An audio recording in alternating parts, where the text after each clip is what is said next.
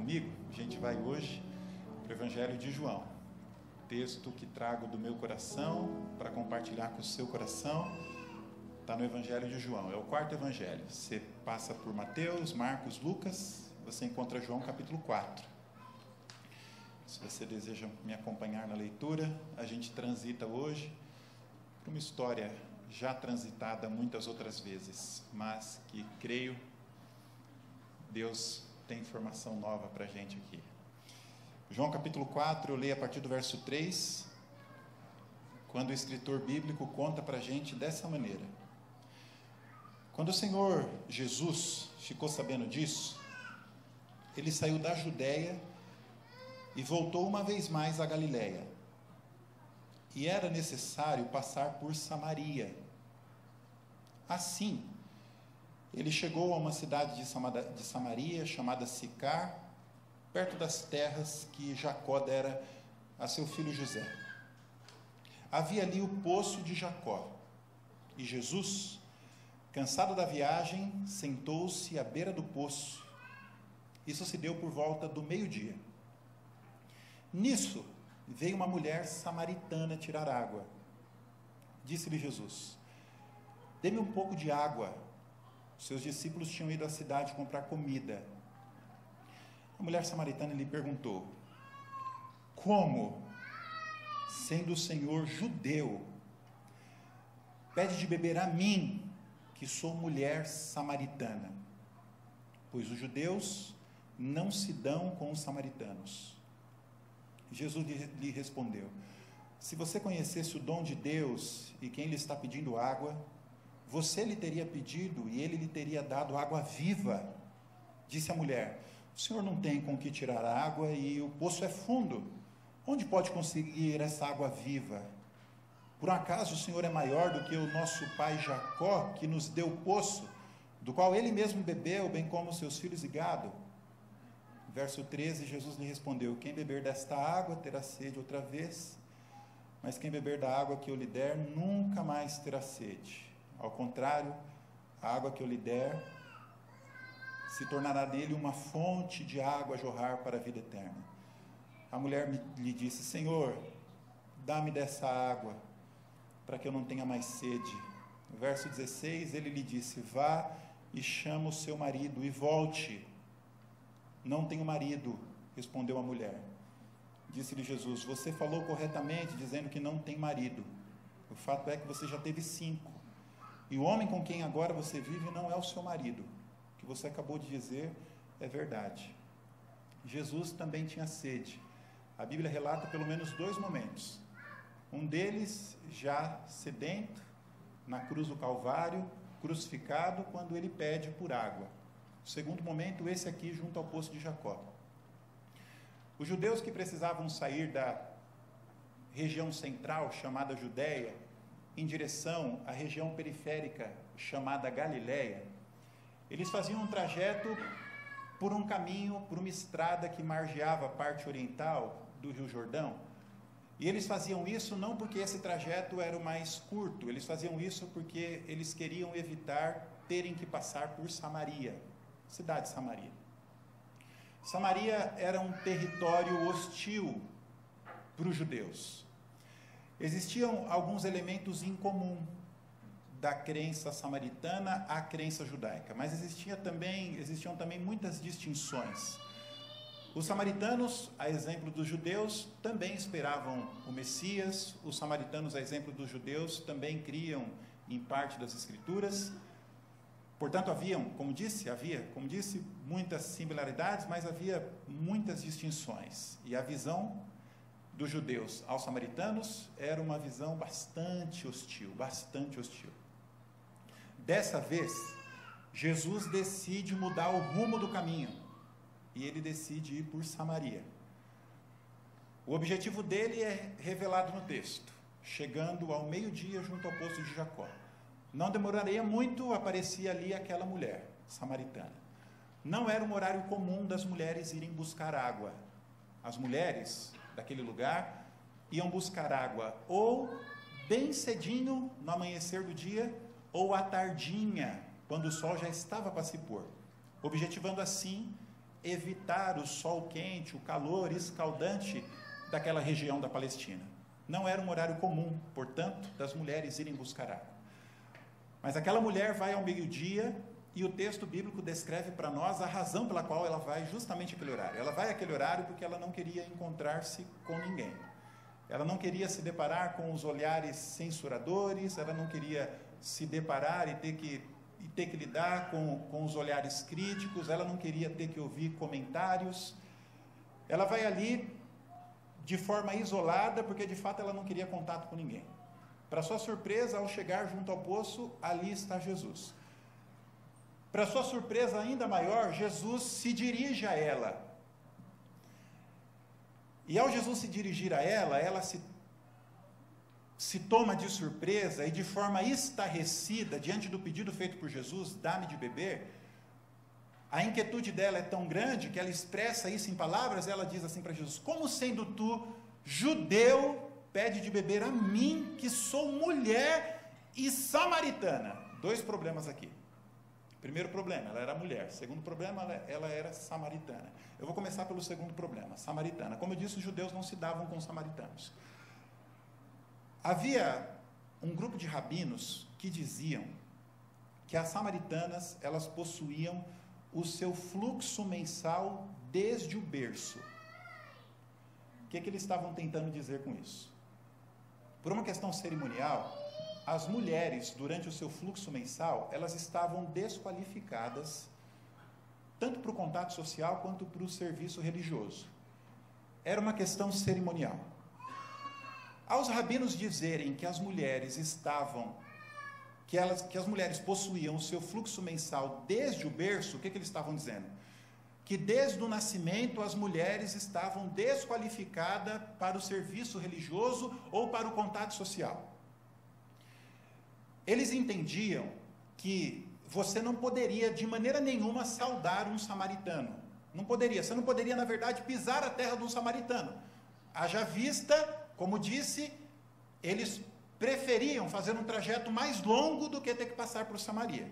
Primeiro problema, Jesus se dirige a uma samaritana e isso deixa a mulher embasbacada, porque naquela sociedade, não diferente da nossa, as pessoas também eram parametrizadas pelos estigmas de preconceito, pelos quaquetes preconceituosos que nós mesmos criamos. E ao Jesus se dirigir a ela, samaritana, Jesus está de forma veemente dizendo para nós que o céu não permite ser poluído pelo preconceito que nós criamos, ou pelos preconceitos que nós criamos. Nós vivemos numa sociedade preconceituosa, você sabe disso. E eu não sei se você já se deu conta, mas o preconceito, ele está nos dois lados. Os dois lados. Existe o rico preconceituoso. E existe o pobre preconceituoso. Sabia, não? Existe o ateu preconceituoso. Existe o ateu que acha que, porque o outro é crente, o outro é uma tábula rasa, o outro não tem conteúdo. Existem ateus preconceituosos. E existem crentes preconceituosos. Não é? Existe aquele que tem a cor de pele X preconceituoso e existe aquele que tem a cor de pele Y também preconceituoso. O preconceito está em todos os lugares. Existe o religioso preconceituoso e existe o não religioso preconceituoso. Existe os adventistas preconceituosos. Existem os adventistas conservadores preconceituosos e existem os adventistas liberais também preconceituosos. Nas palavras do recém-falecido Tim Keller, ele disse que às vezes a igreja é composta pelos fariseus liberais e pelos liberais fariseus. Os fariseus liberais são aqueles supostos conservadores que à vista do povo mantêm a etiqueta. Mas sozinho, na escuridão, distante do olhar dos irmãos, da irmandade, esses são os fariseus liberais. Mas existem os liberais fariseus. Os liberais fariseus são aqueles que se consideram entre nós os iluminados. São aqueles que dizem assim, não, eu já saí, eu não estou mais nessa aí, de doutrina, eu não estou mais nessa aí, nessa mente estreita, a gente vive a graça e tal. Só que esses liberais fariseus, eles são mais preconceituosos contra aqueles que não pensam como eles, do que eram preconceituosos os fariseus mais radicais da época de Jesus. Então, o preconceito está em todos os lugares. E uma conclusão que eu já cheguei: não discuta com o preconceituoso. Não discuta. Não adianta. Sabe por que não adianta? Você vai discutir com o preconceituoso fazendo uso de um argumento lógico, tentando ensinar para ele que preconceito não faz nenhum sentido, cara. Nenhum sentido. Todos nós somos feitos à imagem de Deus. A sua cor da pele, a textura do seu cabelo, o tamanho da sua poupança, os restaurantes que você frequenta, se você tem dinheiro, não tem dinheiro, isso não serve para nada. Estamos no mesmo barco, todos pecadores e filhos amados de Deus. Então você vai tentar usar argumentos lógicos com o preconceituoso. Você vai tentar usar de coerência, mas desista. Sabe por quê? Porque o preconceito ele não está fundamentado na lógica. Ele não está fundamentado na coerência. Portanto, dialogar com o preconceituoso é enxugar gelo. Só ora por ele. O cara tem preconceito porque o outro tem a pele X, só ora por ele. O cara tem preconceito porque o outro tem nacionalidade e tal, só ora por ele. Não dialogue com ele. Você vai perder tempo. E aí o grande Jesus, incrivelmente, ele trata do assunto na Bíblia. E dizendo para ela, samaritana, e para aqueles que o acompanhavam também, que o céu não faz distinção entre judeus e samaritanos. Todos são filhos de Deus. Só que depois, ainda havia um outro problema. Porque ela diz, eu sou samaritana, eu sou mulher, como que você fala comigo? Naquele período, infelizmente, meninas, as mulheres, elas eram desconsideradas. Elas, infelizmente, na cultura semítica, elas serviam para o cuidado de casa e para a procriação. Somente para isso. Era dito que jamais se podia a mulher falar com um estranho na rua. A mulher falar com um estranho na rua, naquele período, era motivo para que ela recebesse carta de divórcio. Alguns rabinos mais extremados diziam que as mulheres não mereciam atenção sequer em casa. Se por algum motivo houvesse um divórcio, adivinha com quem ficavam os filhos? Adivinha com quem ficavam os filhos? É fácil, né? Com os homens. Se o patriarca, se o pai falecesse e deixasse uma herança, adivinha para quem ficava a herança? Adivinha para quem ficava a herança? Para os homens. E se esses homens tivessem, os filhos, portanto, eles tivessem um bom coração, eles cuidariam das irmãs, mas a herança ficava apenas para os homens. Essa era a sociedade daquele período, a sociedade daquela época. A sociedade daquela época, ela tinha uma dívida com as mulheres. E eu louvo a Deus, porque, de novo, Jesus, ele não se parametriza por nossos cacuetes, criados por nós mesmos. E Jesus reconhece que aquela sociedade tinha uma dívida com as mulheres, e ele toca no assunto, dizendo para ela assim, eu não me importo que você é mulher, tampouco samaritana, você é uma filha de Deus. Você é uma filha de Deus. A sociedade daquela época tinha uma dívida com as mulheres. A sociedade de hoje também tem. Oro e suplico encarecidamente, não politize a minha fala. Não politize. Mas eu não posso pular a fala de Jesus. Eu não posso pular a fala de Jesus só porque ela é impopular, ou só porque ela produz um certo desconforto em alguns. Não posso pular a fala de Jesus, porque Jesus tratou do assunto naquela ocasião. E a sociedade de hoje também possui a mesma demanda, e a gente não pode pular do assunto só porque ele é impopular. Jesus tratou do assunto. A sociedade hoje ainda tem uma dívida com as mulheres. Querem exemplos? Querem ou não? Sim. Existe na Bíblia um princípio fundamental, necessário, indispensável, que eu creio, quando entrei no tanque batismal, eu fiz a minha profissão de fé porque eu cria nisso. O princípio da modéstia cristã.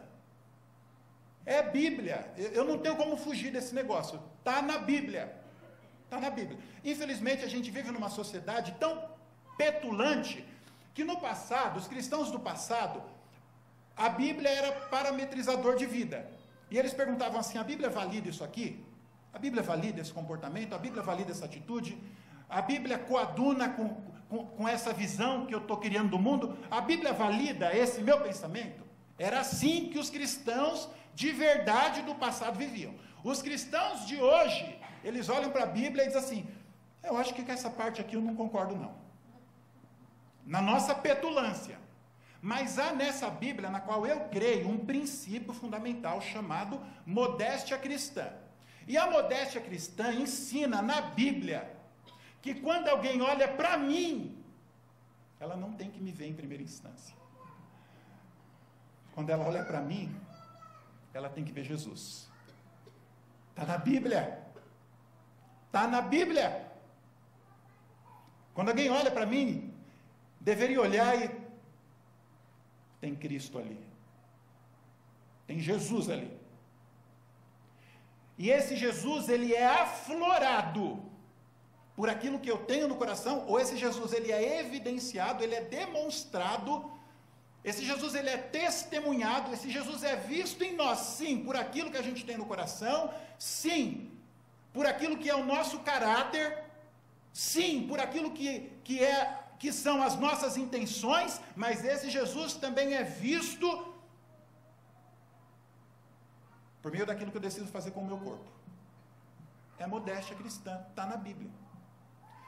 E, em síntese, essa modéstia cristã significa o seguinte: o cristianismo enraizado na alma, o cristianismo não de balela, não o cristianismo da moda, não o cristianismo do senso comum, não, o cristianismo cravejado no coração, é aquele cristianismo que sabe que o Cristo parametriza tudo, inclusive minhas vestes. Modéstia cristã. Paulo falou sobre isso, Pedro também falou, significando assim que o cristão de verdade, ou o cristão que eu quero fazer aquilo que Deus ensinou, quero que alguém olhe para mim, me distingua, ali está um cristão, e na minha fala não há margem para dúvida de que eu não estou dizendo que um cristão é notado apenas pelo que veste. Eu falei do coração, eu falei das intenções, eu falei do caráter, e eu falei que isso tudo transborda para o externo. De modo que a modéstia cristã bíblica é aquela assim, ó, fui no shopping, quero uma roupa nova. E aí, o cristão pautado pela modéstia cristã bíblica, ele olha no espelho e pergunta assim, caiu bem? Gostei da cor? Ficou bonito? Combina comigo? E depois de fazer todas essas perguntas, afinal deveria ser assim, Jesus aprova? Isso é modéstia cristã, queridos. Porque a Bíblia me ensinou, e ensinou você também, quer comais ou bebais, ou qualquer outra coisa, faça para a glória de Deus. Eu posso comer para a glória de Deus, eu posso comer para a não glória dele. Eu posso beber para a glória de Deus, e eu posso beber para a não glória dele. Eu posso me vestir para a glória de Deus, ele disse. Quer comais ou bebais, ou qualquer outra coisa, tudo tem que ser feito para a glória dele, tudo. Então a modéstia cristã é o cristão que olha no espelho e pergunta, ficou bonito? Gostei, caiu bem? Por fim, Jesus aprova? Isso é modéstia cristã. Aí a pergunta de $1 milhão, igreja do Tatuapé. Para quem que serve o princípio da modéstia cristã? Para o homem ou para a mulher? Para os dois. Agora, eu nunca vi alguém na igreja puxar o pastor de canto e dizer assim, pastor, o fulano de tal, o Beltrano, o homem ali, ele está se trajando de uma maneira que não condiz com aquilo que a gente lê na Bíblia de modéstia cristã. Eu nunca vi. Mas eu cansei de ver e ouvir e presenciar, pastora, fulana de tal está com a roupa indevida. A sociedade atual tem uma dívida com as mulheres. Mais um exemplo? Amigos, irmãos, a pior característica do ser humano, uma das piores, é a minha interpretação. Uma das piores características nossas é o cinismo. Cinismo. E cínicos, como somos, ou como em alguns momentos assumimos ser, faz com que a gente encontre as desculpas mais absurdas para os nossos erros mais grosseiros. Fulana de tal foi abusada. Também, olha a roupa que está abusando. O nosso cinismo faz com que a gente crie as desculpas mais absurdas para os nossos erros mais grosseiros. Dizer que a fulana foi abusada pela roupa que estava vestindo é o mesmo que dizer o seguinte, eu saí atrasado e correndo e eu deixei ali sem querer o carro aberto, aí veio alguém, roubou o carro, levou embora. Aí você me aborda assim, também, né, Danilo, você é um cabeça dura, né, você está doido, você que está errado, quem mandou você deixar o carro dando sopa? Eu estou errado? Deveríamos viver numa sociedade onde não precisava haver tramelas, onde não precisava haver portas, onde não precisava haver fechaduras. O culpado do roubo ou do furto não é quem foi roubado, o culpado do roubo ou do furto é quem roubou. É quem roubou. O culpado é o vitimador e não a vítima. Dizer que a mulher foi abusada pela roupa que estava vestindo é o mesmo que dizer que roubaram o seu carro, mas quem mandou você deixar o carro lá? Ou alguns olham e falam assim, mas pastor, essa roupa produz pensamentos indevidos. Amigo, os pensamentos indevidos são produzidos não por causa da roupa, mas por causa da fossa que você tem na sua mente. Temos uma dívida com as mulheres. E eu lacrimejo, eu choro. Senhor, que pena, que pena. A igreja que deveria levantar a bandeira da palavra, alguns politizam o assunto, vão para outro extremo. Ao invés de sarar a ferida, produzem divisões, começam a levantar bandeiras. Louvado seja Jesus, que a bandeira do céu é a bandeira do Cristo ensanguentado. Não é a bandeira de nenhum ismos que nós criamos, não é. Jesus não precisa disso. O Jesus consegue amar a mulher, cuidar dela, fazer com que ela se perceba amada, filha de Deus, sem se politizar. Como sendo tu judeu, pede beber a mim, que sou mulher e samaritana. Jesus olha para ela e diz assim, eu sei que você é mulher samaritana, inclusive eu sei de uma outra coisa que você nem sabe que eu sei, que você é pecadora. E Jesus diz assim para ela, vai e busca o seu marido. Ela diz assim, eu não tenho marido. Na verdade, a resposta dela é acompanhada por um semblante corado de vergonha. E na mente dela, Jesus, como é que você toca nesse assunto agora? Não, Jesus. Essa não era uma parte do meu coração que eu estava disposto a abrir para o Senhor. Mulher samaritana é suficiente.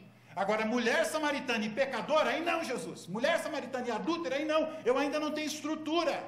Ou eu não tenho condição. Eu não vim aqui disposta a abrir essa parte do meu coração para o Senhor. Mas Jesus diz para ela, eu sei que você é mulher, filha. Eu sei que você é samaritana e eu sei que você é pecadora. Eu sei que você não tem marido. Eu sei que já passaram 5 homens por sua vida. E o que está lá na sua casa agora nem seu marido é. Queridos, Jesus é impopular mesmo, né? Sabe o que Jesus está trazendo à tona aqui? Jesus está trazendo à tona aquilo que fugiu do dicionário das igrejas. Ou aquilo que fugiu do nosso vocabulário. Pecado. A gente não fala sobre pecado mais. Não é politicamente correto. Não é politicamente correto.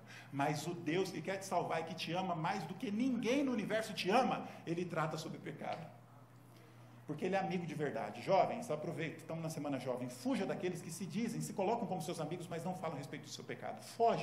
Foge, cara, ele não é seu amigo. Foge daquele que se coloca como seu amigo, suposto amigo, e está vendo você flertando com alguém fora do seu casamento, e não te diz assim, cara, sai daí, não vai por esse caminho, foge, volta, eu te ajudo, eu te dou o braço, sai daí, cara, sai desse amigo que senta do seu lado aí na igreja, e que está consciente dos rumos indevidos que sua vida tem levado, e não puxa sua orelha, foge dessa amizade, não é seu amigo. Amigo verdadeiro nos traz de volta a nossa consciência, a nossa lucidez. Amigo verdadeiro nos abraça assim, eu não vou deixar você embora. Não vou deixar você continuar nesse rumo, não pode. Você vai se perder, você vai destruir sua família. Não, filho, não faz isso. Foge daquele que se diz seu amigo jovem, que não te corrige, só dá tapa nas costas. Foge daquele, quebre o relacionamento. Não estou dizendo para ser deseducado, deselegante, não. Mas não considere como amigo aquele que não chama a sua atenção quando você está errado. Não é seu amigo. Jesus traz à tona o pecado dela. Mas ele não traz à tona porque quer constranger, porque quer censurar, porque quer acusar. Jesus traz à tona porque quer salvá-la. Existia no coração daquela mulher uma porta, um compartimento, um porão, que ela não estava disposta a abrir para Jesus. Basta saber que sou mulher e samaritana, saber que sou adúltera, não. Jesus carinhosamente olha para ela e diz assim, filha, eu sei que tem algo aí no seu coração que causa dor, te machuca. E eu sei que você não quer expor isso aí, porque tocar nesse negócio é dolorido. Mas a menos, filha, que a gente mexa com isso, não vai ter vida plena, não vai ter vida abundante, não vai ter água que jorre de dentro de você, querido. Eu queria que você entrasse numa introspecção profunda agora. Desaparece todo mundo, só fica você e Deus, Deus e você. Seja honesto consigo, com Deus. Não existe, ou não existem, em nosso coração, aquilo que a gente não gosta de tratar, porque machuca a gente.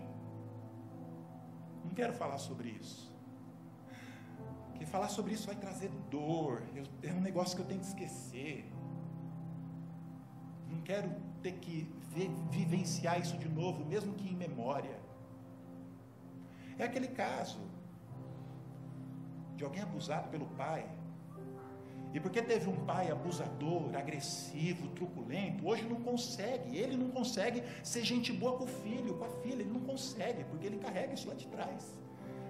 Lá dentro do coração dele tem esse compartimento, mas ele não consegue mexer, porque mexer dói nisso.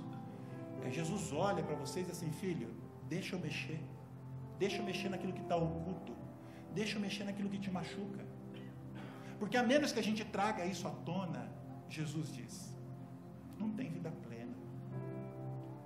Eu estou falando do jovem, que já andou por descaminhos na vida, e é assim a vida, né? Tem segredos que um grupo restrito sabe, tem segredos que só a esposa sabe, tem segredos que só nós sabemos, a gente não ousa pôr para fora, porque dói. É aquele vício que a gente tem vergonha de dizer. Como que eu posso? Eu vou ocupar o púlpito, eu ocupo o púlpito, como que eu vou compartilhar isso com alguém? Eu prego, eu canto, eu ensino, como que eu vou compartilhar desse vício com alguém? Jesus olha, filho, deixa eu tocar nessa parte do seu coração, filho, filha, abre essa parte do seu coração. O que há no seu coração hoje? Que você decidiu ocultar do mundo, que você decidiu ocultar de você mesmo, mas você tenta ocultar, mas situações da vida te fazem deparar com essa dor de novo, e toda vez que toca dói. Queridos, tem pessoas que carregam um rancor, um remorso de 30 anos, 30, 40 anos, foi uma situação lá atrás em que foi traída, foi ferida, foi vitimizada por alguém, E até hoje não consegue se relacionar bem de novo, até hoje não consegue. Porque não permitiu que a mão doce, carinhosa de Jesus tocasse e curasse. O que há no compartimento do seu coração, aquele mais escondido? O que há no baú das suas memórias que ninguém sabe? Seus filhos não sabem, seu esposo não sabe. Jesus quer tocar nesse assunto hoje, queridos. Amados amigos da igreja do Tatuapé, a menos que a gente faça essa entrega completa a Jesus, não vai ter cura plena. Ele quer saber do assunto, mas ele não quer saber do assunto para te censurar. Ele quer saber do assunto para te curar, para te sarar. A mulher entende isso. Aquela mulher que havia passado pelas mãos de muitos homens, mais um homem em minha vida. Ela percebe que diante dela está mais um homem, mas aquele homem era diferente dos outros. Aquele não usaria dela, aquele não mexeria com seus sentimentos, aquele cuidaria dela, porque aquele ali era o homem Deus, aquele não decepcionaria, aquele não produziria dor, aquele não abandonaria, aquele cuidaria, aquele traria segurança, aquele traria cura. Eu termino o próximo minuto que tenho, a gente aprende melhor com exemplos, né? Vou te contar uma coisa que aconteceu comigo um tempo atrás. Um tempo atrás, por muita insistência da minha esposa, na época ela era minha namorada, eu procurei uma terapeuta. Numa das sessões, ela sentou a cadeira em frente com a minha, e eu não conseguia falar. Eu só fazia chorar. Eu chorei os primeiros 10 minutos da sessão. Eu chorei os primeiros 20, eu chorei os primeiros 30, eu chorei os 40, eu chorei os 50 minutos da sessão. Ela havia tocado outrora numa situação que me trouxe memórias muito doloridas e eu não conseguia dialogar. Depois dos 50 minutos de choro abundante, ela quebrou o protocolo. Tirou a cadeira de onde ela estava sentada, colocou do meu lado e me abraçou. O tempo passou, nós nos tornamos amigos. Essa terapeuta se tornou quase uma mãe. E um dia, brincando com ela, eu falei assim: você quebrou o protocolo, né? Você quebrou o protocolo. Como é que você tira a cadeira do seu lugar, coloca do meu lado e me abraça? Como que você faz isso? Você quebrou o protocolo. Você não pode tocar no paciente, você não pode abraçar o cliente, o paciente, você não pode. E ela disse assim: Danilo, filho, existe o choro da dor. E o choro da dor é esse que a gente precisa passar, é inevitável. O choro da dor é aquele que causaram uma dor, você caiu e se machucou. Você vai chorar esse choro, mas depois que você chorar, esse choro da dor vai passar. Vai passar. Esse é o choro da dor inevitável. É inevitável o choro da dor. Mas existe o choro do desamparo. E o choro do desamparo, ele nunca passa, a menos que a gente se sinta amparado de novo. Aquele abraço foi o abraço do amparo, porque aquele seu choro era o choro do desamparo. Ah, queridos, Jesus quer abraçar a gente hoje, sabe? Ele quer tratar do nosso pecado, sim. Ele quer tratar daquela situação que está oculta no nosso coração, e que a gente se tornou cínico com a gente mesmo. A gente vai tocando a vida e não... Ele quer tratar disso aí. Mas se você permitir que Ele trate desse assunto, vai te amparar, vai te dar da água que sacia a sede. Qual que é a sua sede hoje? Sede de significado, sede de perdão, sede de aceitação, sede de amor. Onde é que você tem tentado saciar a sua sede? Onde você tem tentado saciar a sua sede? Em fontes turvas? em águas poluídas dos prazeres limítrofes desse mundo, onde você tem saciado sua sede? Hoje Jesus oferece para você a água da vida, água que traz significado, perdão, aceitação, compreensão, amor, afeto e abraço. Eu quero te convidar a orar comigo, a oração final de hoje, mas eu queria que, na verdade,